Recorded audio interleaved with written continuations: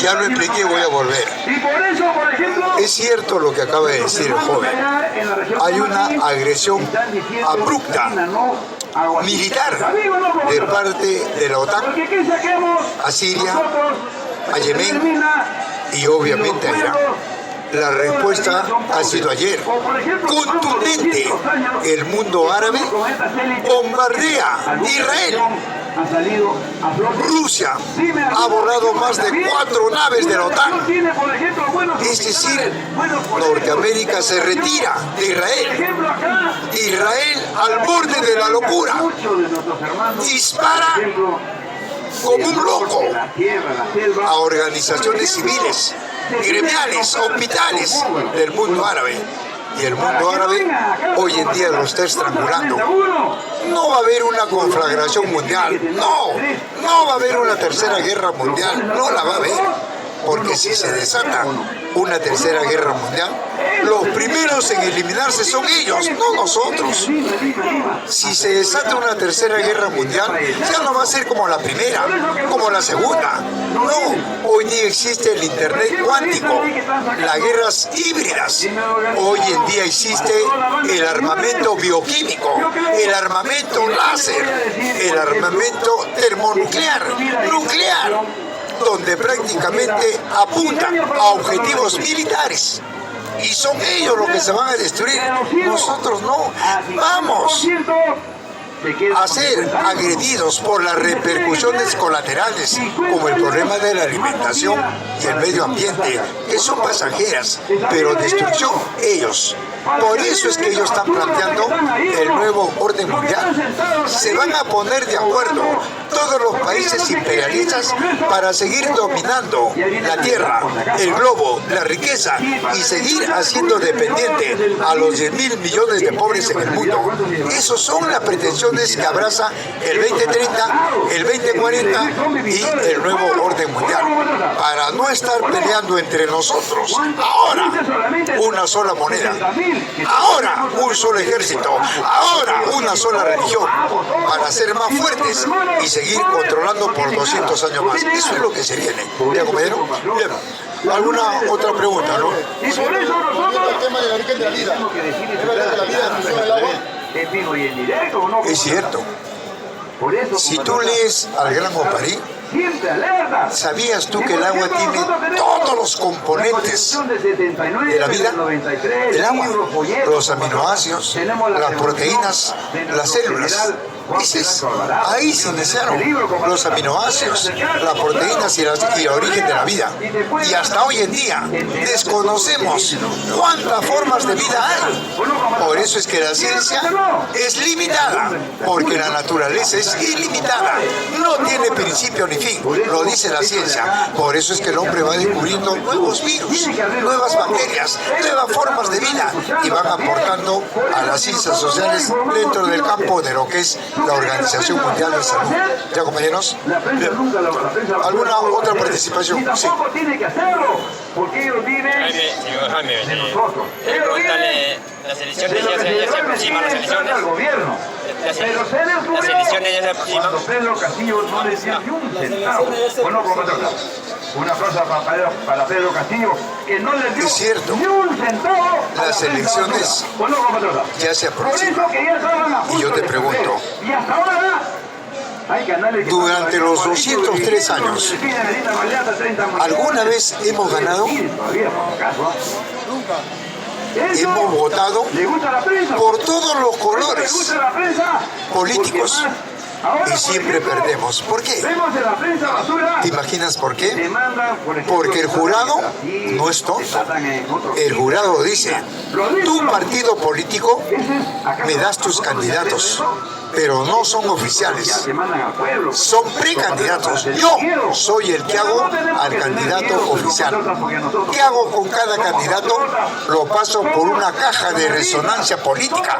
Veo todos sus antecedentes en el marco social. ¿Qué ha sido este? Ha sido dirigente popular, ha sido dirigente, apoyó a las organizaciones. Ah, no, este es peligroso. No, tú no. Tú eres medio terrorista. Tú arrasaste comunidades, asesinaste presos políticos, a jóvenes estudiantes. Tú sí, entra. Ahí no está García Pérez, nuevamente presidente. Entonces, cuando ellos terminan de inscribir a los candidatos, ya ganaron. Ya, el 80% ganado. Ahora le dicen al pobre, ahora tienes que cumplir con tu deber cívico. Sí, señor, tienes que votar. Porque si no votas, te cae una multa. No puedes hacer una transacción. No tienes derecho a movilizarte a viajar. Tienes que votar. ¿Y por quién voy a votar? Acá están tus candidatos, todos delincuentes. ¿Y por quién voy a votar? Acá están todos los animales. La llama, el caballo. Y el pobre dice, escoge a Pachacute, Habana, Toledo, perdió. Japón es trabajo, Japón es desarrollado. Y le pusieron un japonés, perdió. Es decir, amigo, el pobre por cualquiera que vote va a perder. Y aquel que se le pasa, afuera. ¿Tú quieres servir al pueblo? Te vas. No, señor, pero yo he ganado las elecciones. No. Acá las elecciones las manejamos nosotros. Yo como grupo de poder y el aparato militar. Señores del aparato militar, saquen a este hombre. Y no solamente lo sacan, sino lo meten adentro. Supe, compañero. ¿O me equivoco? Por eso, amigo, el pobre cada vez que vota pierde. ¿Y quién lo dice bien claro? Vladimir Ilich Ulyanov, el gran Lenin, en esa gran obra, Criticismo Parlamentario. ¿Qué dice Lenin? No hay que ser demasiado tontos ni bribones, creyendo que con las elecciones vamos a desarrollar un país. Completamente cierto. El gran Lenin hizo en Rusia. ¿Votó? No, hizo la revolución rusa, la revolución socialista, y con eso lograron desarrollar Rusia a favor de las grandes mayorías. ¿Qué hizo Mao en la China? ¿Qué hizo? Una revolución, una guerra no convencional, porque la convencional se las traga el imperio. Y del 40 al 76 desarrolló la China. Le costó una guerra contra el imperio fascista japonés y el estado de Chiang Kai-shek. Entonces llegamos a una conclusión, que todos los países que han hecho su revolución están mejor que no los han hecho. Norteamérica. ¿Ahí no ves? ¿Cómo fue la primera sociedad en Norteamérica? Los navajos, perdón. Los navajos, los chiroques, los pieles rojas, comanches, apaches, los yanquis. Era una sociedad colectiva, donde un yanqui no explotaba a otro yanqui, sino a la naturaleza. Era una sociedad comunista. ¿Qué pasó? Llegaron los anglosajones, los ingleses, y con fuertes los desplazaron. Y ahí surge un engendro entre el yanqui y el inglés, una casta social de grupos de poder. Esos se desarrollaron en Norteamérica, los Rockefeller, los Morgan, los Hammer, los Ford, los esos, pero no el pueblo norteamericano, que está explotado y hoy en día se está movilizando en contra de la carrera armamentista. ¿Qué dicen? No queremos quedar inválidos, queremos la vida. Ustedes hagan la guerra, pero nosotros no. Fíjate, amigo, los pueblos de Europa de igual modo. ¿Ya, compañeros? Pero Castillo, esperemos que los jueces en algún momento lo llamen. Jaime, ¿cómo ves el tema de del paro de transporte?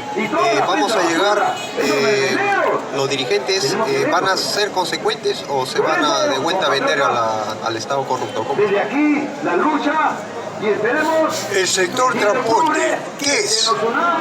¿Acaso no es cierto que el sector transporte es un engendro corporativo? ¿Acaso no es cierto que cuando el pueblo peruano alza su voz de protesta, convoca un paro, acaso no es cierto que ellos son los que salen primero y no acatan el paro? Entonces, compañero, si somos pobres ¿Por qué no hay unión? Porque hay intereses mezquinos. No hay una unión. Por eso es que hoy en día el transporte se dividió. Ahí está. Se habla para el día 10, colapsó el día 3. ¿Por qué? Porque se manejan intereses. Creemos, amigo, que si no conquistamos la unidad, el Estado, el capitalismo, se aprovecha de esa debilidad. Pero acá viene lo siguiente. Un gran filósofo como Mao Zedong, ¿sabe lo que dice? Que para conquistar la unidad en los pueblos oprimidos tiene que haber un conflicto entre pobres, entre aymaras, entre obreros, entre barriadas. ¿Por qué? Porque hay pobres que quieren capitalismo y hay pobres que no. Hay pobres que defienden a los opresores y hay pobres que no. Entonces, para conquistar la unidad hay un conflicto entre pobres y de ahí sale la calidad. Y es la calidad la que polariza un país. Y es la calidad, los más consecuentes, los que toman el control político del Estado a través de una línea de masas. Que es la proletarización o que es la contradicción de las contradicciones, que lo dicen los clásicos del materialismo o del marxismo. ¿Ya, compañero? ¿Alguna otra pregunta? Sí. ¿Alguna otra participación? Sí, le han puesto terrorismo urbano. Y ahora ellos mismos se están contradiciendo. No, hay que ponerle mejor la delincuencia. Yo pregunto, ¿el Congreso será o tendrá autorización para hablar de delincuencia o para solucionar la delincuencia? ¿El Estado tendrá la altura de hablar de extorsión? ¿Tendrá altura para hablar de muertes? Se han matado a 80 campesinos, ni un detenido, nadie en prisión preventiva. ¿Cómo crees que el Estado va a solucionar el problema de la delincuencia y la extorsión? Si tenemos un segundo poder, que es el Congreso, que extorsiona, manipula, expolia, explota. Entonces, amigo, quien tiene la solución y tiene que hacerlo somos nosotros, las organizaciones de poder popular, los frentes de defensa, el movimiento campesino, el movimiento barrial, el movimiento minero, las organizaciones de nosotros, pero ellos no lo van a hacer, compañero. Bien, amigo. ¿Alguna otra participación, compañero, de repente? ¿Alguna pregunta? Sí. Señor Jaime, el Perú nuevamente va a volver a votar 5 años más. ¿Qué podemos hacer? Sea esa pregunta. Es cierto lo que dice. El Perú somos todos, pero está demostrado que no todos votan. Yo hoy en día, ¿qué hice, Puno? Si ya tengo la riqueza en mis manos, ¿para qué voy a votar? ¿Para legalizar el robo por 5 años de ellos? No. Ahí está Cajamarca. Ahí está Purímac, con Pampas. Cajamarca, con Conca, yacimientos mineros. Arequipa con Tía María. Apurímac con Pampas. Están tomando sus recursos. ¿No estás viendo que Dina firma contratos, renova contratos leyes, igual que el 93, que se firmó por 30 años, ya terminó el 2023. Hoy 2024 están firmando. ¿Y qué está pasando? Que cuando Dina va con la empresa, va con el ministro de Energía y Minas, va con el aparato militar, ¿qué encontró? ¿Qué encontró cuando iban a ejecutar el proyecto Conca, gran yacimiento minero en Cajamarca? 40.000 ronderos habían tomado. ¿Qué hicieron? tenían que retirarse. Luego fueron a Arequipa, tía María. Los arequipeños tomaron tía María, hicieron, se retiraron. Luego fueron a Apurímac, yacimiento minero Bambas. De igual modo, Huancavelica, Huánuco, Ica. Es decir, amigo, hay una polarización que no podemos exportar. No nosotros, ellos no pueden vender. Y como no pueden vender, la balanza comercial cae, porque más es lo que compramos que lo que vendemos. El déficit fiscal por los suelos, 2.5%. Lo ha dicho Julio Velarde, el presidente del BCR.